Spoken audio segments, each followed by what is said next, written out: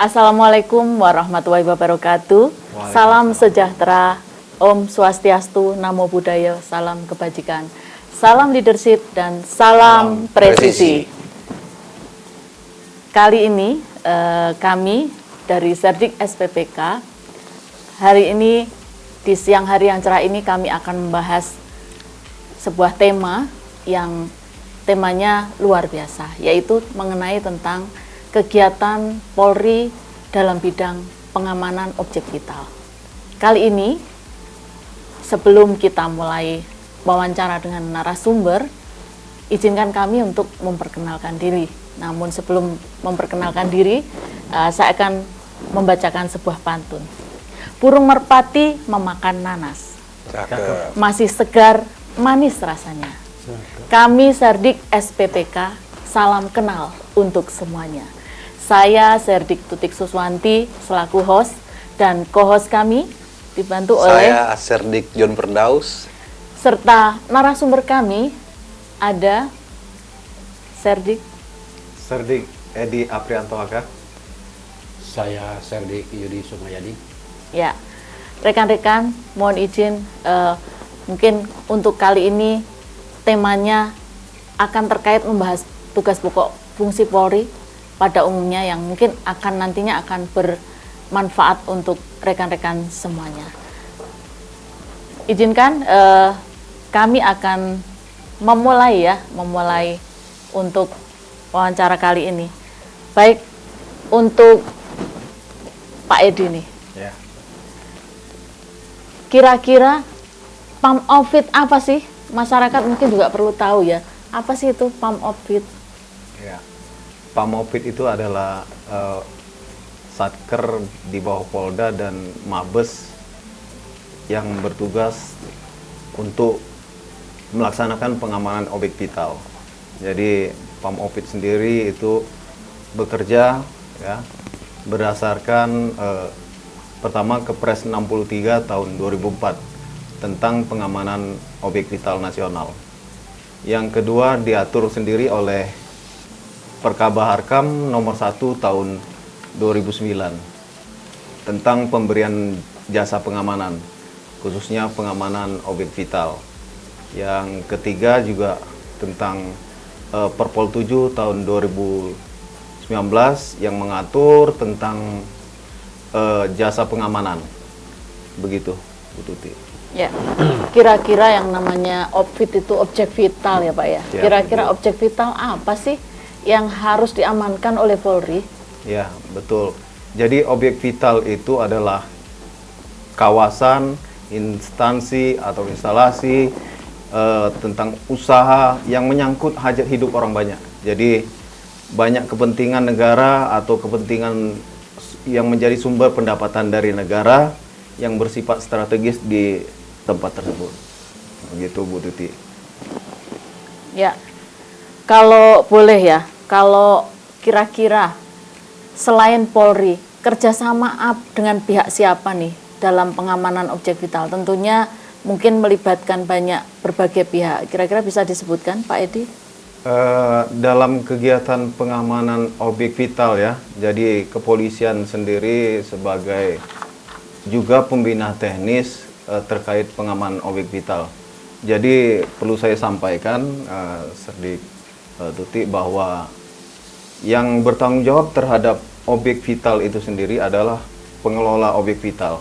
Jadi yang membuat perencanaan, membuat pengelolaan terhadap pengamanan objek vital itu ada di pengelola objek vital. Sehingga pengelola objek vital meminta bantuan kepada khususnya Direktorat Pamopit untuk membantu membuat konfigurasi terkait pengamanan objek vital yang ada di tempatnya. Sehingga kami dari Pamopit memberikan bantuan pengamanan, baik itu bantuan pengamanan sifatnya personil maupun bantuan pengamanan yang sifatnya jasa sistem manajemen pengamanan. Begitu. Baik Serdik Edi, mungkin masyarakat kita khususnya di wilayah Nusantara ini, di Indonesia kita ini yang kita Betul. cintai, bahwasanya mereka juga ingin tahu pengalaman Serdik Edi saat ini mungkin menjabat di mana? Karena setahu saya di Polda itu ada 4, ada Waster, ada juga PIP, ada juga 2 lagi saya lupa ini. Iya, betul. Wisata Ya, sama audit. sama audit. Nah, jadi masyarakat juga ingin tahu Serdik Edi dinas di mana saat ini dan apa yang sudah upaya Serdik Edi yang sudah lakukan di berdinas di tersebut. Terima kasih, Serdik John. Pertanyaannya terkait kegiatan kami di pengamanan objek vital. Jadi saya di PAM-OPID sendiri sudah menduduki 2 jabatan di PAM-OPID. Yang pertama saya pernah menjadi Kasubdit Wisata, Direktorat PAM-OPID. Yang terakhir ini adalah saya menjabat selaku Kasubdit Audit Direktorat PAM-OPID Polda Sumsel. Jadi dalam kegiatannya yang pertama kegiatan di Subdit Audit ya. Oh ya, perlu saya jelaskan juga bahwa di Direktorat PAM-OPID itu ada 4 subdirektorat. Yang pertama Subdirektorat Wisata, yang kedua Subdirektorat Waster, yaitu pengawasan kawasan tertentu, yang ketiga Subdirektorat VIP ya, yang melakukan pengamanan terhadap lembaga negara, VIP, kalau dulu perwakilan asing ya. Yang keempat yaitu Subdit Audit di Direktorat Pengamanan Objek Vital. Jadi saya sudah menjalankan 2 subdit wisata dan subdit audit. Jadi terkait subdit wisata yang pernah saya alami, jadi pengamanan objek vital sendiri punya khas sendiri, Serdik John. Jadi mungkin kalau Brimob, Sabara, lalu lintas mereka melaksanakan pengamanan secara fisik. Sedangkan PAM-OPID di samping melakukan pengamanan secara fisik, mereka juga memberikan asesmen, memberikan masukan, masukan terkait sistem manajemen pengamanan yang ada di perusahaan ataupun lokasi yang menjadi pengamanan Direktorat PAM-OPID. Jadi untuk subdit wisata sendiri, kami pernah melakukan risk assessment. Risk assessment khususnya tempat-tempat wisata. Biasanya itu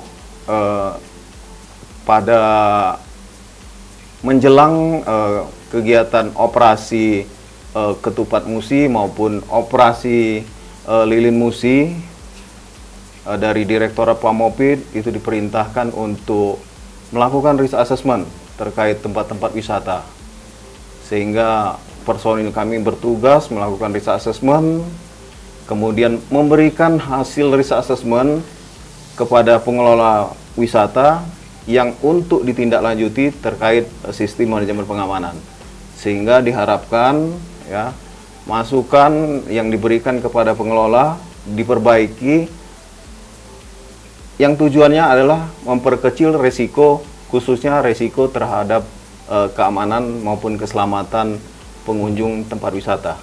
Demikian, Serdik John.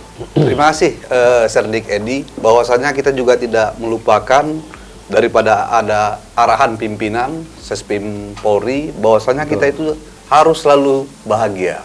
Oleh karena itu kami juga ingin tahu di mana kebahagiaan Serdik Edi pada saat menjabat jabatan saat ini.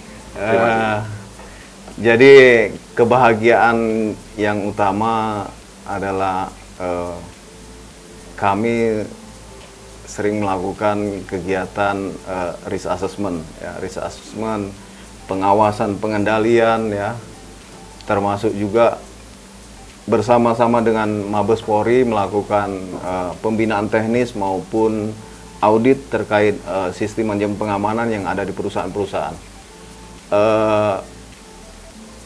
Bahagianya ya kita selalu dinas luar terus, Pak Serdik John, ya.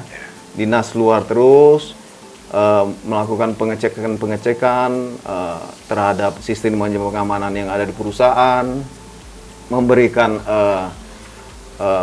asistensi, memberikan verifikasi maupun terkait audit, memberikan masukan kepada pengelola objek vital nasional maupun objek tertentu, sehingga mereka menerima dan merasa ini masukan yang penting untuk kemajuan khususnya pengamanan yang ada di lokasi objek vital yang mereka kelola. Dan itu mereka merasa sangat berterima kasih. Itulah kebahagiaan yang sangat tinggi bagi kami, diberikan ucapan terima kasih dan mereka mengapresiasi kerja kami, sehingga apa yang dijadikan rekomendasi dari kami mereka akan tindak lanjuti. Itu demikian sedikit. Ya, Baik, sangat terima kasih. menarik sekali ya. Ternyata memang kalau Pam Ovid itu lingkup pekerjaannya luas ya, termasuk tempat-tempat wisata. Nah, Pak Yudi nih, terkait dengan tempat wisata, berarti ketika nanti ada pengusaha wisata ya akan meminta bantuan kepada Polri di bidang pengamanan, itu berarti ada semacam nota kesepakatankah atau perjanjian kerjakah atau surat perjanjian dan sebagainya? Apakah sistemnya seperti apa tuh Pak untuk melakukan kerjasama dengan Polri? Baik, terima kasih Bu Tuti. Ini untuk masalah Pam Ovid, karena di sini adalah pengamanan. Setiap kegiatan yang dilakukan oleh Pam Ovid, termasuk dibagi subdit-subdit tersebut, dalam hal ini mungkin subdit cluster, audit dan VIP bersama pariwisata. Itu setiap kegiatan kita menginduknya untuk perjanjian kerja itu, kita menginduk ke Mabes Polri dan kita hanya melaksanakan kegiatan di wilayah. Terkait nanti di wisata, emang wisata kita dari pihak pariwisata itu meminta kepada kita untuk pengamanan. Biasanya pihak wisata itu, pihak pengelola wisata itu meminta pengamanan kita ini pada saat ada event-event tertentu yang mungkin berskalanya lebih luas gitu. Contoh kemarin kita melakukan di Kepri, kita ada pengamanan Tour de Bintang yang mendatangkan dari 17 negara. Nah itu kita mengakomodasi semua pengamanan, kita melaksanakan. Dan dalam pelaksanaan pengamanan itu kita juga tidak terlepas begitu saja, karena kita juga dilengkapi dengan kendaraan-kendaraan yang super canggih kalau menurut kita, termasuk di sana tuh ada alat-alat sekdornya, termasuk juga mobil untuk memantau, di mana setiap mobil kita dilengkapi dengan kamera yang bisa memfokuskan suatu benda itu di jauhnya 800 meter. Itu kita semuanya. Jadi ketika ada pengamanan kita semua terkapar. Mungkin itu.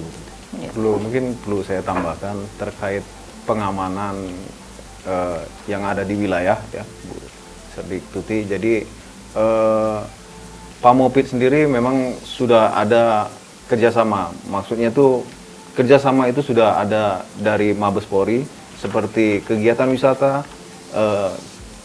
Kapolri dan Kementerian Pariwisata sudah mempunyai MOU terkait pengamanan objek wisata. Khususnya ada 10 objek wisata atau 10 prioritas tempat wisata di Indonesia yang sudah menjadi prioritas, itu sudah melalui MOU dengan Kapolri. Termasuk yang disampaikan rekan kami Serdik Yudi, itu Kepulauan Riau, termasuk salah satu prioritas tempat wisata. Jadi di Kepulauan Riau sendiri sudah didorong oleh Mabes Polri untuk mengelola kendaraan satu bus yang dilengkapi dengan peralatan canggih. Mereka canggih itu yang bisa memantau semua aktivitas wisatawan maupun ya, termasuk petugas sendiri yang melakukan pengamanan tempat wisata, khususnya di 10 tempat prioritas wisata tersebut. Gitu. Ya, terima kasih atas apa yang disampaikan oleh narasumber ini, yang tentunya masyarakat jadi semakin tahu ya, apa sih itu tentang Pam Ovid. Untuk kali ini bisa kami simpulkan bahwa kegiatan di Pam Ovid di Polri dalam hal ini ditujukan kepada pengawasan objek-objek vital, di mana di situ adalah objek atau lingkungan yang menyangkut hajat hidup orang banyak untuk kepentingan negara dan merupakan sumber pendapatan negara yang bersifat strategis, bukan begitu ya Pak ya? Betul. Ya. Untuk itu bagi para pengusaha wisata atau calon para pengusaha yang akan merintis wilayahnya untuk menjadi wisata maupun objek-objek vital lainnya, silakan nanti bisa mengajukan permohonan pengamanan kepada Pam Opfit di Polda masing-masing ya, melalui nota kesepahaman dan melalui surat perjanjian tertulis ya, tentunya yang sudah diatur oleh Kapolri. Demikian yang bisa kami simpulkan dari kegiatan ini.